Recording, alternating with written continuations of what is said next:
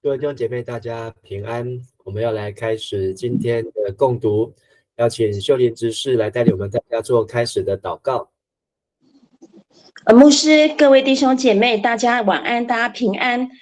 我们一起来祷告。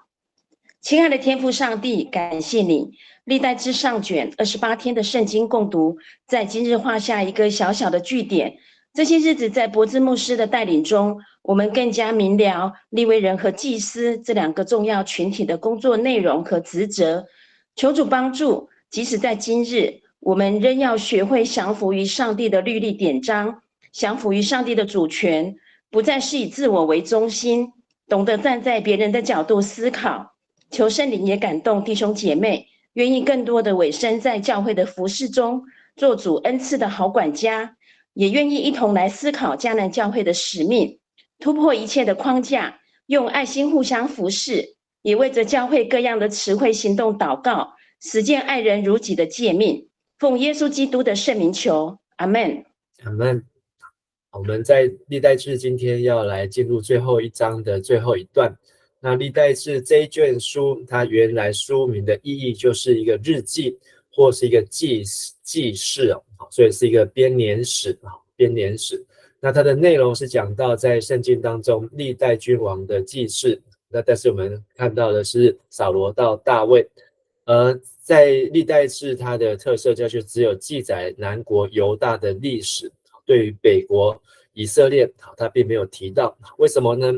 因为这是依照撒母耳记下17章，就是上帝纪念他和大卫所立的约，就是大卫之约，也在历代志上的17章。还有犹大国当中有8位耶和华行眼中看为正的事，就是8位好王，而在北国19位王当中没有一位好王，所以历代志就不把他们记载进来。第三就是以色列国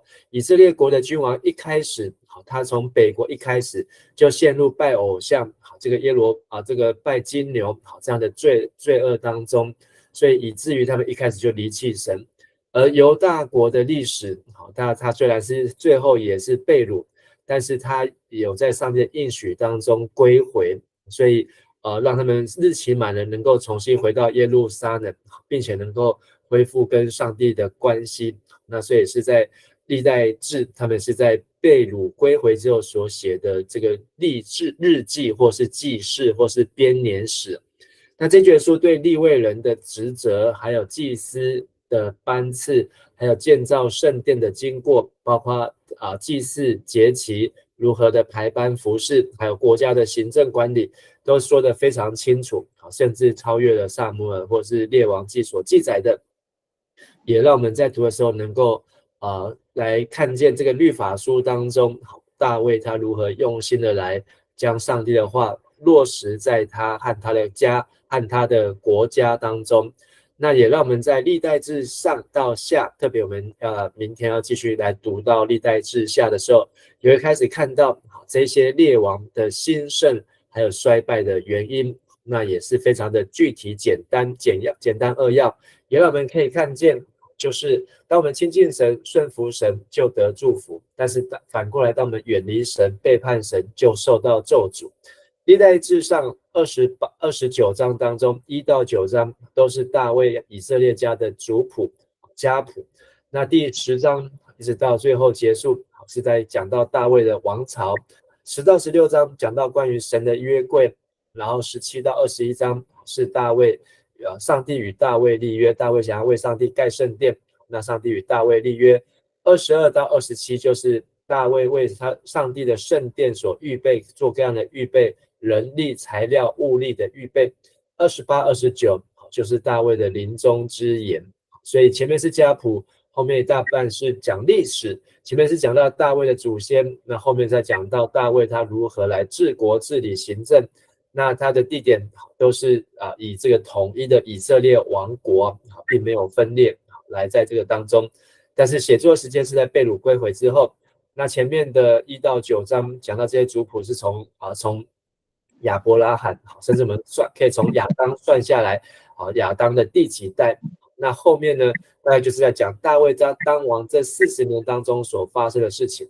那这个是比较简要的分段。好，那如果我们再更详细来看历代志上的1到9章，好，是在讲到前面第1章在讲到太古的族谱，然后第一章的下半段讲到先祖的族谱，那就是从亚伯拉罕开始。2到9章讲到国家的族谱啊，好，这个以色列国家怎么族谱？那里面有讲到大卫祖先，好，那地点呢都是在这个小亚细亚，那这个时间有横跨1000年以上。那在9到29章呢，先从扫罗，好，他是过渡时期的君王，虽然是以色列第一个王，但是他终究是失败收场。那讲到扫罗的谱系，讲到扫罗的败亡，在第10章，并没有占很多的空间。那后面11章到29章，讲到大卫，他是一个合神心意的王。11、12章是大卫被拥立为王，13章是大卫他建造圣殿的心志，14章是大卫的战绩，15到17章是大卫2次迎接约柜。然后18到20章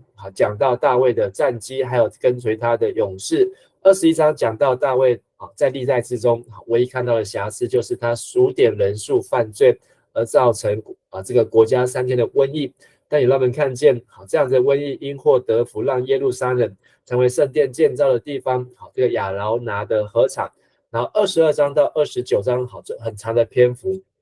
在讲到大卫为了建造圣殿的筹备预备。所以前面是普史，后面是国史，前面是大卫祖先，后面是大卫的治理，后面讲到是统一的以色列王国。好，那我们就来读今天最后这一段的经文。那我们请对不起，还没有。我们昨天是看到28章到29章的部分，讲到大卫他嘱咐他的儿子所罗门要建造圣殿，而在昨天后面也看到大卫他也表明自己奉献的心志，也邀请众人一起来奉献。所以大卫他为上帝赢得了加倍的奉献，所以上帝给他5000，他奉献出来，他又为上帝赚得5000，真的是一个忠心良善又有智慧聪明的仆人。虽然这是我们读历代志会有这样的感想，我们读列王记、读撒母耳记呢，就看到大卫很多的现实上的软弱和缺点。好，那今天的最后这段经文继续讲到大卫带领会众进行奉献的祷告。那这样的祷告是一个收奉献之后的祷告，祷告完也是这个聚会。好，那大卫好像准备要下台一鞠躬。那虽然不是在众人的眼中下台鞠躬，但是大卫也做了一个完整的 ending 交接。那也以及上帝要坚定大卫王朝的统治权，还有最后就讲到大卫王他一生的评价。好，那我们来读今天的经文。好，那我们请秀玲执事先带我们来读。我们先从29章的第10节来读到第19节。第10节，大卫王在全体会众面前颂赞上主，他说：上主，我们祖宗雅各的上帝呀，愿你永受颂赞。你至大，你有能力、荣耀、光辉、威严，天上地下所有的都是你的。你是君王，是万物的主宰，所有富贵财宝都从你那里来。你用你的力量权柄统治万有，你能使人强大健壮。我们的上帝呀，我们感谢你，颂赞你荣耀的尊名。我的人民和我实在不能献给你什么，因为万物都是你所赐的。我们不过把属于你的还献给你。上主啊，你知道我们是流亡和寄居的人，正如我们的祖先一样。我们的年日像飞逝的影儿，无法逃避死亡。上主我们的上帝呀，我们把这一切财宝带来，要建造一座圣殿，好荣耀你的圣名。这一切都是从你那里来的，也都是属于你的。我知道你试验人的心，你喜悦正直的人。我以忠实诚恳的心，欢欢喜喜的把这一切献给您。我看见您的子民也高高兴兴的带着礼物来献给你。上主，我们祖宗亚伯拉罕、以撒、雅各的上帝呀，求你使你子民的心永远对你热忱，并且使他们永远对你忠心。求你赐给我儿子所罗门一颗热忱的心，使他遵行你的一切法律命令，用我所预备的来建造你的圣殿。好，谢谢。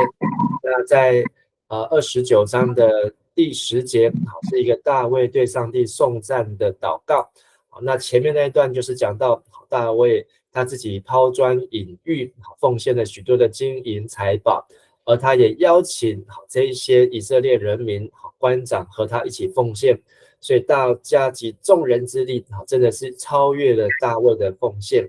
那大卫呢，他就在这些人民全体会众，因为这一段记载在圣经没有其他的对照，所以我们只能够唯一的是历代志的参考。那大卫也说，这里讲的7件事情啊，好，那大卫把所有的都归给神。第一个就是上帝的至大，第二是能力，第三是荣耀，第四是光辉，第五是威严，第六是天上地下所有的，第七个是国度就是君王，君王。那在这里讲到了7件事情，就是都是出自于神，都是从神而来。这个国度君王，他就是统治的意思。所以大卫一开始他就承认，其实他奉献并不是大卫自己的，大家奉献也不是大家的，而且一切都是从神而来。所以从10到13节，这4节当中，在讲到上帝才是真正财富的源头。因为第14节大卫说，我的人民和我实在不能献给你什么，因为万物都是你所赐的，都是你所赐的。所以大卫把这一切其实都归根于上帝，他所得到的这一切这7件事情是一个丰富，是一个尊荣，是为了表达对上帝的这里感谢和称颂。所以感谢进入他的门，赞美进入他的院。所以大卫只不过把从神而来的再次用来荣耀神，感谢神，称颂神。那但14节到后面17节这几节当中，再提到这个奉献呢，并不是上帝缺少什么我们赶快帮上帝补一些，并不是讲到说我们奉献是为了补足上帝的欠缺，没有，上帝一点都不需要人为他奉献。但奉献呢，大卫在这边讲的是一种荣幸。怎么荣幸呢？因为这是从神而来，让我们有机会参与上帝的国度当中。而且15节说，我们原来是流亡寄居的人，我们的年日像飞逝的影儿，无法逃避死亡。但是我们却在建造圣殿这件事情能够贡献己力，能够参与，能够拿出什么来，都一切是一个上帝所给我们的尊荣。那也表达出是一种对上帝的忠心，把上帝给我们的，我们又来奉献给神。所以17节大卫说，我知道你试验人的心，你喜悦正直的人。大卫称自己是用忠实诚恳的心，欢欢喜喜把这一切来献给神。所以大卫不会觉得心痛，他不会觉得奉献很多，然后呢自己就变得很少，不会，而是欢欢喜喜。所以欢喜奉献呢，是一个奉献很重要的关键和元素。而且呢，大卫也见证他上帝的子民，大家也是如此高高兴兴带着礼物来献给你。这一切呢，都是为了要来建造上帝的殿。在第19节的后面，用来建造上帝的殿。那那大卫他最后的祈祷就是赐给他的儿子所罗门有一个热诚的心。这个热诚的心就是能够像大卫一样全心遵守上帝一切的法律命令。所以这不是只有赐给他一个心，还是要让所罗门要学习上帝的话，学习读摩西五经，学习读这些以色列人的历史书，甚至他们在这个亡国之前这些士师的期间，他们如何国家这个7次的陷入在敌人的手中，然后7次的求告上帝，上帝就7次的派士师来救他们脱离这一切的这个敌人的手。所以这个都是大卫他在这个短短的回应祷告当中所提到的。所以这个祷告到19节结束。好，那么接下来再请秀玲姐执事带我来读20节到25节。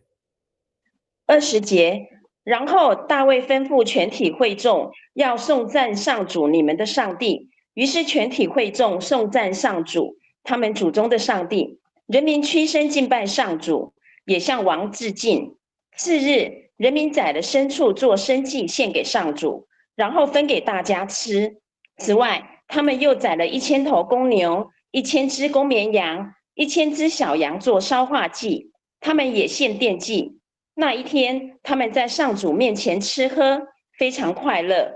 人民第二次宣布所罗门为王，他们奉上主的名高立他做他们的统治者，也高萨都做祭司。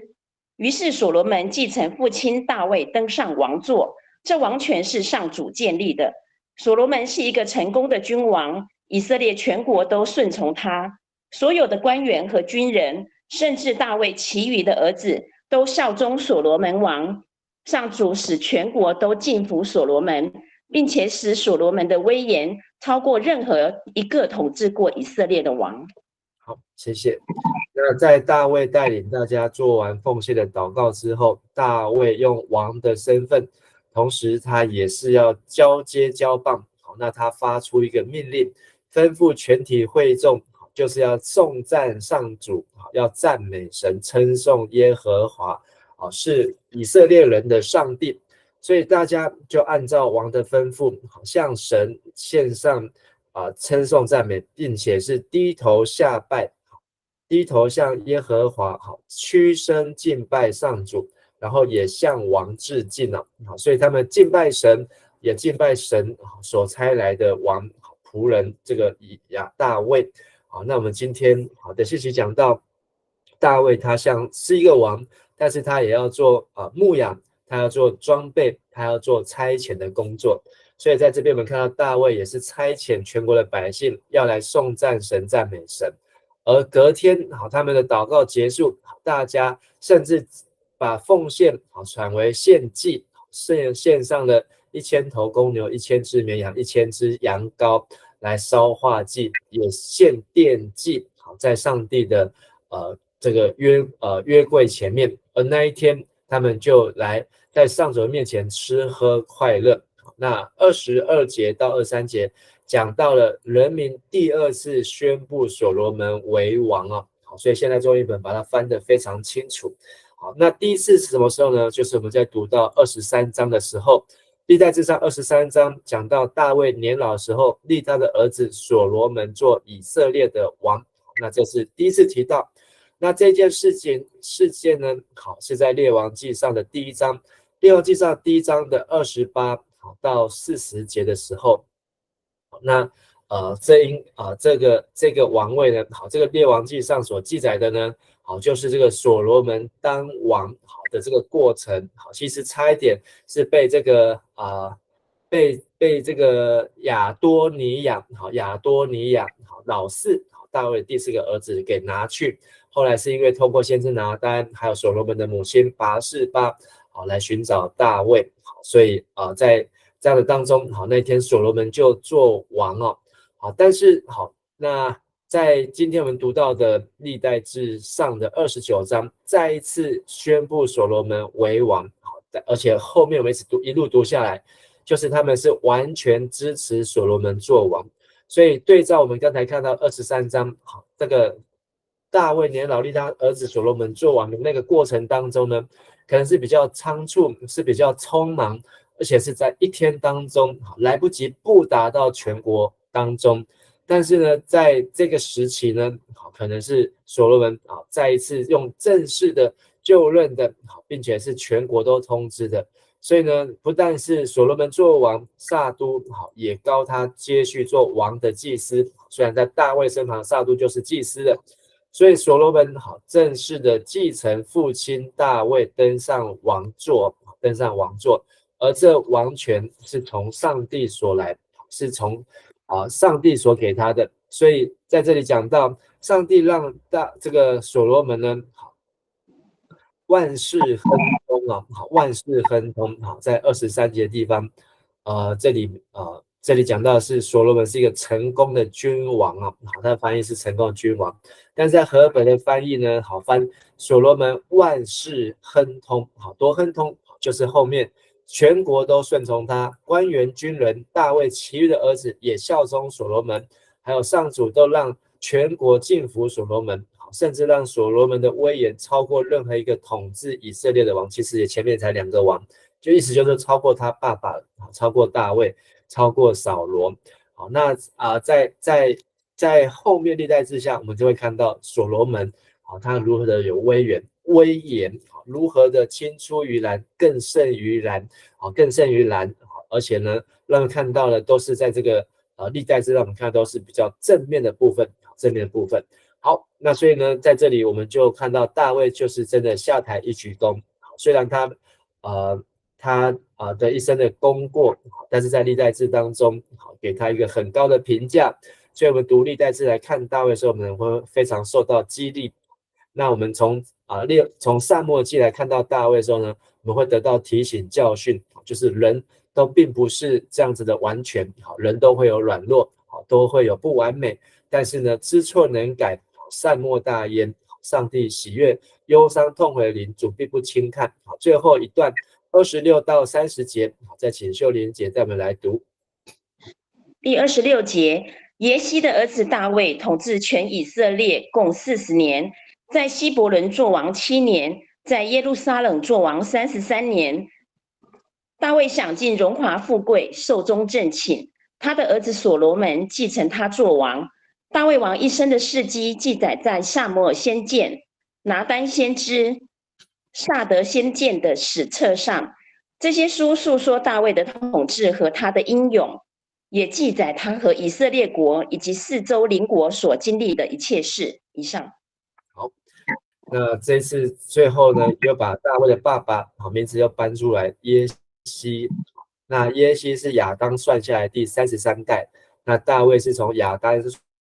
当算下来第34代，所罗门就是从亚当算下来第35代33、34、35这3代当中都在见证上帝从亚当所传下来这个按照上帝的形象要来治理，然后呢要来管理，要来做上帝的见证而大卫作王40年，这里再次重述，就希伯伦就是他做犹大支派，还有这个便雅悯支派和西缅支派的王，而在耶路撒冷作王就做所有12支派的王，相加总共是40年，应该是超过40年，大概希伯伦是7年半。而大卫在这当王的期间，虽然年轻的时候很困苦，年轻的时候可能爸爸不看重这个小儿子，看重可能都是他的哥哥们。而且在大卫他虽然打败歌利亚之后，他就一路过着被这个扫罗嫉妒还有追杀的生活，但是大卫依然不敢伤害上帝的受膏者，所以上帝也祝福大卫，让他在历代志看到是享尽荣华富贵，然后有儿子来继承。那大卫的事迹记载在3卷书，一个是撒母耳先知，那就是我们读到的撒母耳记上下，另外就是拿单先知的书，这卷书我们今天已经读不到，还有迦得先知的书，迦得我们也在历代志也看到这个先知出现过一次，所以从这3个先知呢都分别记载了关于大卫，但是我们今天可以看到就是撒母耳记上下，而这些书都在述说大卫的统治，他的英勇，也记载大卫还有大卫以色列国跟四周邻国所经历的一切所以历代志上就到这边告一个段落，但是接下来就是大卫的儿子所罗门在历代志下所要接续所开始的。好，那我们读完的历代志也让我们历代志上让我们看到大卫如何来成为一个合神心意的领袖，同时也让我们知道每一代的传承其实是很重要，因为跳过了一代就少了一代就没有，所以大卫祖先当中还有波阿斯的妈妈就是路德，这个路德就是拿俄米的媳妇，那这一切呢，大卫祖先当中还有这个妓女喇合也成为大卫的祖先那所以对不起，不是妓女啦，对不起是这个犹大的媳妇叫他玛，那他也成为大卫的祖先所以在这一些的传承当中，每一个环节每一个故事其实都是上帝他刻意留下来，让我们能够去学习，能够明白，同时也让我们知道或许我们不一定都是成为大卫王，我们不一定都能够成为所罗门，不一定都能够成为一个这个轰轰烈烈家喻户晓的人物，但是我们能够有因着耶稣基督，我们有上帝的形象，我们能够活出神的样式，能够见证上帝他的荣美，就是亚伯拉罕的信心，还有这样的传承祝福，会在我们的上一代、这一代、下一代能够代代相传下去。好，感谢大家在这28天参与历代志上的共读，也鼓励大家，我们接下来有40天是历代志下的共读，我们会来认识19个王，一个王后，认识这20位人物，加上所罗门有21位，我们可以再次来用他们跟大卫的生命故事来做对照，也让我们知道我们如何活出一个合神心意的样式样貌。我们一起来祷告。亲爱的阿爸父神，我们向你献上感谢，带领我们在这28天当中，让我们能够读完历代志上卷，也感谢你让我们从历代志上卷枯燥乏味的这些族谱名单当中，让我们看出上帝你的预备，看出上帝你藏在这个创世以来历世历代当中的奥秘，还有奇妙的作为，而这一切也是要在提醒我们，让我们知道我们所得到的不是因我们个人，而是来自于先人的传承，而我们要继续把这一份的恩典，把这一份上帝的祝福荣耀形象传承下去，不论是传给人或是传给我们的后代子女，都求主帮助我们，让我们能够活出合神心意的样式，能够成为神所喜悦的儿女。我们这样祷告祈求感谢，奉靠主耶稣基督的名，阿们。谢谢大家，大家谢谢牧师，谢谢牧师，谢谢牧师，谢谢牧师，晚安。谢谢牧师，晚安。